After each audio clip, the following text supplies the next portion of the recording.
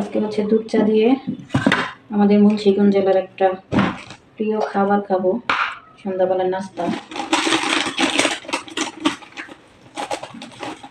একদম এই যে বাবরখানি, এটা হচ্ছে মিষ্টি সারা, এটার মধ্যে মিষ্টিটা চিনি দেওয়া, যেটা আমি আবার চিনি আলাদা খাই না, মিষ্টি সারাটাই ভালো লাগে।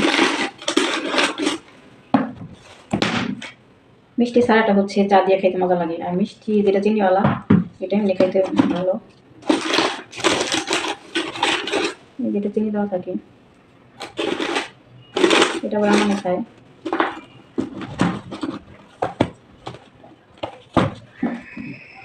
নিয়ে যাই।